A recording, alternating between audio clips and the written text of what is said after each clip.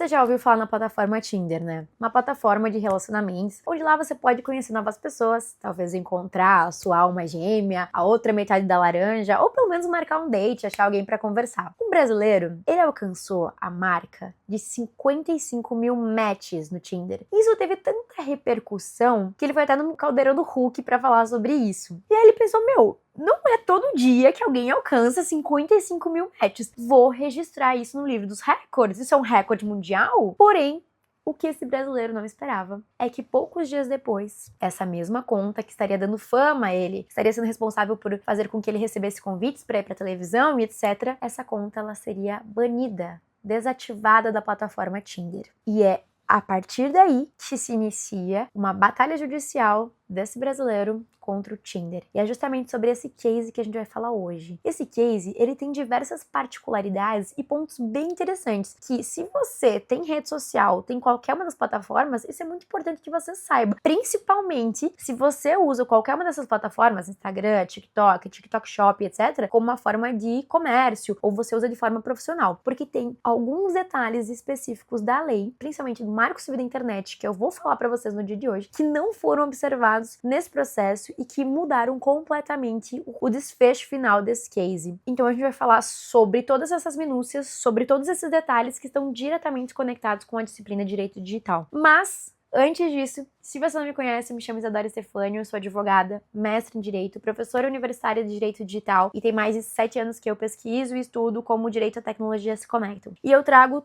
toda quinta-feira conteúdos sobre direito e tecnologia aqui para você de forma simplificada e leve. Então, se você gosta desses assuntos, tem interesse, já se inscreve no meu canal para você não perder nada entre esses dois universos. O primeiro ponto que a gente tem que ter em mente para entender as minúcias desse caso é que dentro do direito, o fato de você ganhar uma ação judicial não necessariamente significa que você vai conseguir obter o resultado que você esperava com aquela ação. Como assim, Isadora? Por exemplo, você entra com um processo para cobrar uma dívida de alguém, né? Você entra com um processo, você vai lá, você demonstra que a pessoa comprou, não te pagou, e o juiz diz, ok, essa pessoa de fato está te devendo. Reconheceu a dívida e você quer o quê? Você não quer só que reconheça a dívida, você quer que a pessoa te pague. Então o juiz reconhece a dívida e determina que a pessoa pague. Porém, e se essa pessoa não tiver dinheiro para pagar? E se essa pessoa não tiver bens que você possa executar? Você percebe que você ganhou o processo, mas você não conseguiu obter necessariamente o resultado que você queria, porque a pessoa não tinha como pagar, não tinha bens para penhorar, para executar, enfim. Esse case aqui do Tinder, ele tem algumas questões que vocês vão ver que são super interessantes nesse sentido, mas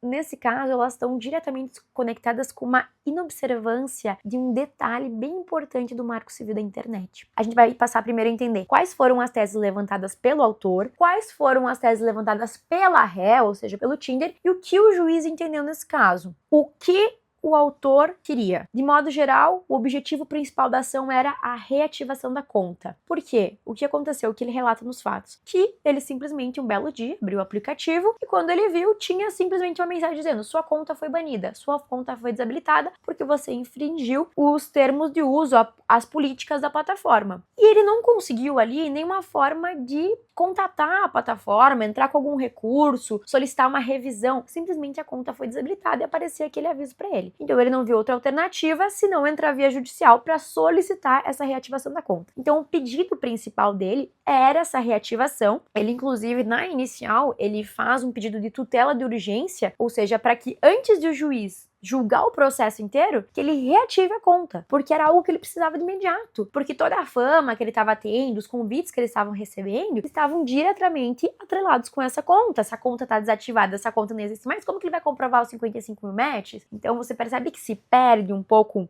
o objeto ali que estava dando respaldo social para ele, etc. O pedido principal basicamente é esse. Ele faz um pedido também de danos morais no valor de 20 mil reais, pelo dano que ele estaria sofrendo por ter tido a conta desabilitada, né? E também porque essa desabilitação, essa desativação da conta, ela teria sido feita de forma injusta, porque ele sequer sabia o que ele teria feito. No aviso lá de privacidade constava que ele havia infringido as políticas de plataforma, mas não constava o motivo, não constava qual política, se tinha sido um ato de violência, se tinha sido uma publicação ofensiva, não constava. o objetivo nosso é aqui, sempre contextualizar o caso e trazer os fundamentos legais. Quais foram os pilares jurídicos que ele se apoiou para desenhar a defesa dele? Primeiro, o Marco Civil da Internet, que é a lei federal que regula direitos e deveres no ambiente digital do Brasil. Então, dentro do Marco Civil da Internet, o artigo 7º, mais especificamente, no 11º artigo e no 6º artigo, no 6º e no 11º inciso, fica bem claro que é garantido ao usuário o direito a ter sempre informações claras e completas sobre os contratos de prestação de serviço. E também é preciso que haja publicidade e clareza sobre as políticas da plataforma. O segundo pilar que ele se apoia é o Código de Defesa do Consumidor, porque a relação que ele, como usuário, e a plataforma, como provedora da aplicação tem, configura-se como uma relação de consumo, ou seja, ele se apoia também no Código de Defesa do Consumidor brasileiro. E aí ele elenca, inclusive, o autor lá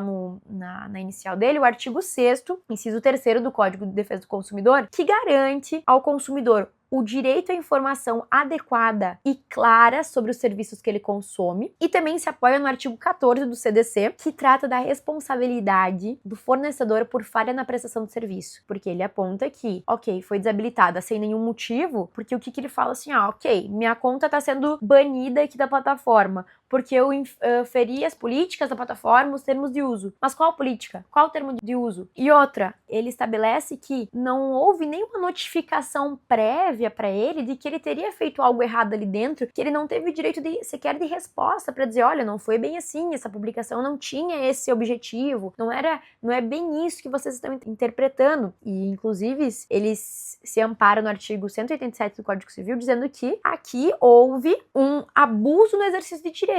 Por quê? A plataforma, ela tem as suas políticas de uso, certo? E ela tem lá, elencada várias regrinhas, que se o usuário infringir ou não cumprir com essas regras, ele pode advertir o usuário, pode suspender a conta por um período, pode inclusive desativar a conta permanentemente. Só que ela não pode abusar desse direito. Ela tem que fazer isso de forma justificada. Ela tem que fazer isso de uma forma que o usuário saiba por que essa conta foi banida, que ele tenha direito de se manifestar, de entrar com recurso, dizer, olha, não foi bem assim. E nada disso, segundo o autor, aconteceu. E é justamente aqui que esse caso começa a ficar ainda mais interessante. Porque qual que foi a resposta? Como que a empresa Tinder se manifestou nessa situação? Porque que acontece? Um ponto que a gente tem que ter em mente é que dentro de todas essas plataformas, Tinder, Instagram, Facebook, rodam diversos algoritmos, e esses algoritmos também têm o poder de tomar decisões automatizadas. Por quê? Quando a gente posta um vídeo, por exemplo, aqui no YouTube, vocês percebem que ele gera legendas automáticas. Essas legendas, por exemplo, são utilizadas para depois entender melhor sobre o que se trata o teu conteúdo e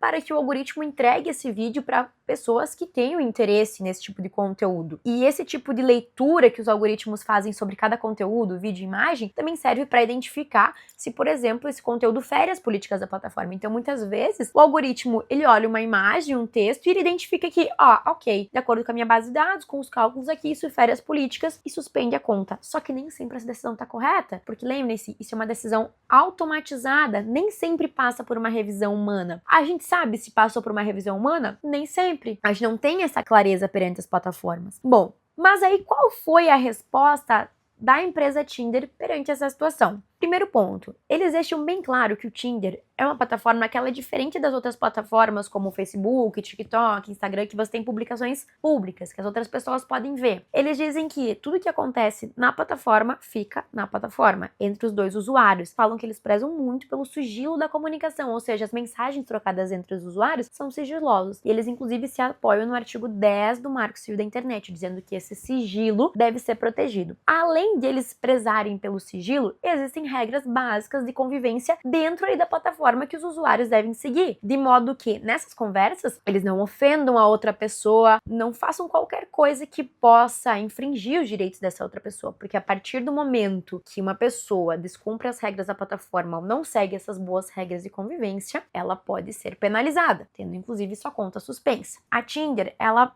deixa isso bem claro e ela fala o seguinte, que o usuário aceita. Então o Tinder ele pode, mediante denúncia, ou mesmo se a plataforma identificar que tem alguma atitude suspeita, ela mesma pode desabilitar ou suspender a conta. E aí o que eles alegam? A plataforma recebeu denúncias de que esse usuário brasileiro ele estava adotando condutas que eram expressamente vedadas pela plataforma. Eles falam qual foi essa conduta? Eles falam qual foi esse usuário? Não. Eles, inclusive, já trazem lá no início que, inclusive, essas conversas são sigilosas no sentido de não querer abrir qual foi a conduta, qual foi a mensagem que ele mandou, porque se fosse pensar de forma lógica, pela perspectiva do direito, ok, estou violando as regras do aplicativo, mas qual regra?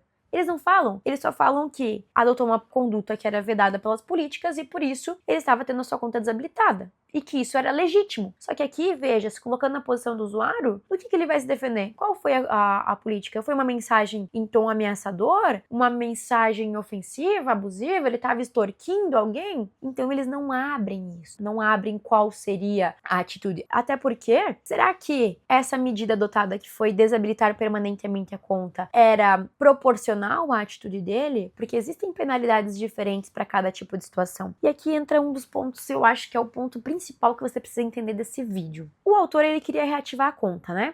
Beleza, a conta está desabilitada. Porém, a Tinder, ela se caracteriza como um provedor de aplicações de internet. Segundo o artigo 15 do Marco Civil da Internet, as plataformas, elas têm o dever de guardar os registros de acesso, os dados de uma conta, pelo prazo de 6 meses. Eu vou até ler o artigo, ele fala assim, ó. O provedor de aplicação de internet, constituído de forma jurídica e que exerça essa atividade de forma organizada, profissionalmente com fins econômicos, deverá manter os respectivos registros de acesso, presta atenção, e aplicação de internet sob sigilo em ambiente controlado de segurança pelo prazo de 6 meses nos termos de regulamento. O que isso significa aqui nesse caso? Que, ok, a conta foi desabilitada, então eles não podem, pelo prazo de 6 meses, apagar os dados. Só que, o que o Tinder coloca? Que o autor, esse brasileiro, ele demorou 1 ano para entrar com a ação. Ou seja, mesmo que eles não quisessem, eles não conseguiriam reativar a conta, porque eles não têm mais esses dados. E eles falam assim que não tem como recuperar os dados. Eles simplesmente apagaram. E eles rebatem as alegações, os pedidos de dano moral, porque eles dizem que a atitude deles foi legítima, ou seja, não cabe dano moral. Eles simplesmente estavam cumprindo um contrato. Contrato lá, os termos de uso, gente, é um contrato que você assina. Concordo e aceito, é um contrato. Eles dizem que esse brasileiro não teria direito a ser indenizado em danos morais porque eles simplesmente estavam cumprindo com o que estava acordado em contrato. E aí, ok, entendemos o que o autor apresentou, entendemos o que a defesa apresentou. Resumidamente, o autor fala que a conta dele foi desabilitada sem motivo, sem justificativa, que ele não teve direito de defesa, logo ela deveria ser reativada. E já o Tinder, ele simplesmente se limita a dizer que desativou porque ele infringiu as regras de conduta da plataforma, não diz qual regra, não diz qual conduta e diz que a atitude foi legítima porque estava seguindo o contrato. No contrato diz, se você não cumprir, você pode ser banido. Resumidamente, foi isso. O que foi que o juiz entendeu? Primeiro, o juiz ele reconheceu que a relação entre o usuário e a plataforma é uma relação de consumo e ele traz na sentença uma fundamentação bem interessante. Ele fala assim, embora o parágrafo 2º do artigo 3º do Código de Defesa do Consumidor estipule que serviço é qualquer atividade fornecida no mercado de consumo mediante remuneração, porque a gente não paga para usar o Tinder, né, em dinheiro. Sabe-se que os serviços fornecidos por meio de disponibilização de redes sociais recebem remuneração indireta, entre parênteses, anúncios, e pode receber remuneração direta por meio de assinatura. Né? A gente sabe que a gente não paga com dinheiro para estar na plataforma, mas existe uma relação de consumo, porque a gente recebe anúncios, tem propagandas, a gente pode pagar para, por exemplo, ter upgrades ali dentro da plataforma, e etc.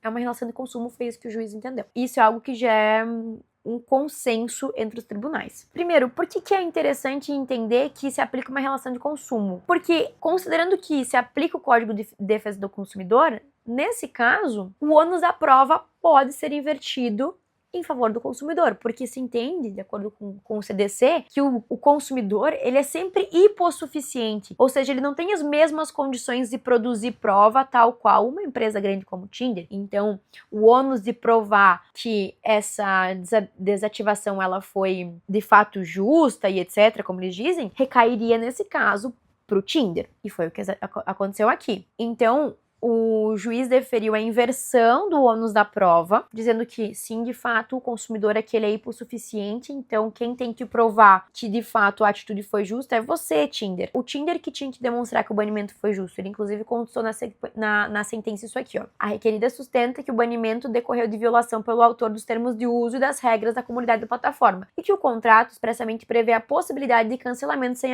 aviso prévio. No entanto, em que pese a existência de cláusula contratual neste sentido, verifica-se que a ré não trouxe aos autos qualquer evidência concreta acerca de qual conduta específica do autor teria violado as diretrizes da plataforma. Então, o juiz reconheceu que, na defesa do Tinder, de fato, eles não esclarecem qual foi a cláusula que foi infringida, qual teria sido a conduta concreta praticada pelo autor e se havia tido alguma providência interna, administrativa, pelo menos notificar o usuário de que, olha, essa tua publicação aqui não tá, isso aqui que você falou tá infringindo as nossas regras. Se você continuar, a gente vai ter que desabilitar a tua conta. Então, o juiz ainda coloca assim, ó, a cláusula contratual que autoriza o cancelamento sem notificação prévia, embora formalmente válida no plano da autonomia privada, não pode ser lida de forma absoluta e desvinculada do sistema protetivo do Código de Defesa do Consumidor e do Marco Civil da Internet. A ausência total de motivação comunicada ao usuário em contexto no qual não há indício probatório de violação contratual configura abuso no exercício do direito previsto contratualmente e falha na prestação de serviço. Ou seja, tudo que o autor pediu, até então na inicial, foi reconhecido pelo juiz. Então o juiz reconheceu que de fato houve abuso no exercício do direito, porque ele simplesmente baniu, não deu explicação. Não deu nem direito da outra parte do usuário se explicar ou entender o que aconteceu. Porque, como eu disse, mesmo que o contrato preveja o cancelamento sem aviso, ele não pode ser usado de forma abusiva. Porque se não houver prova da infração, se não houver comunicação, esse ato pode ser configurado um abuso de direito. E o juiz, inclusive, reconheceu quando o autor fala que ele não era um usuário comum, porque ele era um grande usuário da conta e que isso estava, inclusive, atrelado com a própria percepção social que ele tinha, sua identidade pública. E a gente tá falando aqui, tudo bem, a gente tá falando aqui do Tinder, mas agora você imagina, por exemplo, um influenciador, que ele trabalha com Instagram, trabalha com YouTube e a conta dele é desativada sem motivo. É o trabalho dele, os convites, as parcerias que ele recebe são em decorrência dessa conta. Se a conta é desativada, perde sentido. Ele não vai mais receber essas parcerias. Como que ele vai divulgar? Ele pode até criar um perfil novo, mas não é o mesmo perfil. Não são as mesmas pessoas que seguem. Tem toda uma construção desse perfil. Então, o juiz, nesse sentido, ele foi muito assertivo em reconhecer isso. Resumindo, qual foi a decisão do juiz? Ele entendeu que era devida a reativação da conta, essa conta devia ser reativada, que era devida também a indenização e danos morais. Agora, a gente chega mais uma vez e eu retomo o que é o ponto principal desse vídeo. Saiu a sentença. Oba, vamos reativar a conta, ele ganhou o processo. Calma lá. Eu já tinha adiantado que o Tinder falou na própria contestação, que o autor demorou 1 ano para entrar com a sessão, né? O Tinder apresentou embargos de declaração, tá? Um recurso utilizado quando a parte ela acredita que essa decisão ela tem uma omissão, uma contradição ou uma obscuridade que ela precisa ser esclarecida, porque o juiz não teria analisado, que o Tinder teria dito assim, olha, eu não tenho como reativar, não tenho mais os dados dessa conta, eu deletei essa conta. E aí, é nesse momento que aparece a discussão mais importante que você. Se você, presta atenção, se você tem uma conta e a tua conta for banida, foi desabilitada, você precisa saber disso, ou se você é advogado também. Não adianta você entrar com o processo tempo depois. E veja que o próprio Marco Civil da Internet, no artigo 7º, inciso 10º, ele fala o seguinte, são assegurados ao usuário a exclusão definitiva dos dados pessoais que tiver fornecida a determinada aplicação de internet a seu requerimento ao término da relação entre as partes, ressalvadas as hipóteses de guarda obrigatório de registros previstos nessa lei, que é de 6 meses. Depois disso, a plataforma pode deletar. A grande lição desse vídeo é que, quando a gente trabalha com plataformas digitais, quando a gente tá falando de direito digital, a gente precisa estar muito atento a essas regras nas entrelinhas, porque, veja, o juiz reconheceu que ele tinha direito, reconheceu que ele deveria ter a conta reativada, porém, ele demorou demais para entrar com o processo. Muito provavelmente ele nem sabia desse prazo de 6 meses. A maioria das pessoas não sabe, nem mesmo os advogados sabem, porque é uma legislação muito específica, mas agora você sabe. Se você é advogado ou estudante, e se acontecer qualquer situação, você já sabe que se você quer mesmo reativar essa conta, não quer perder ela, você precisa pelo menos, logo quando você entrar com uma ação judicial, você precisa pelo menos solicitar para o juiz que antes que ele julgue o processo, que ele analise quem tá certo e quem tá errado, que ele determine que a plataforma, ela guarda esses dados pelo menos ao longo do processo, porque você sabe que um processo muitas vezes demora muito mais que 6 meses. Então, se você não solicitar isso pro juiz também, você pode perder esses dados ao longo do processo. E também vai chegar lá no final, você pode ter uma sentença procedente e não conseguir obter o resultado, que é a conta reativada do jeito que você quer. Esse é mais um case super interessante que mostra a aplicação prática do direito digital. Bom, se você gostou desse vídeo, dá um like aqui e não deixa de se inscrever no meu canal para ficar por tudo que rola no universo do direito digital. Até a próxima quinta-feira.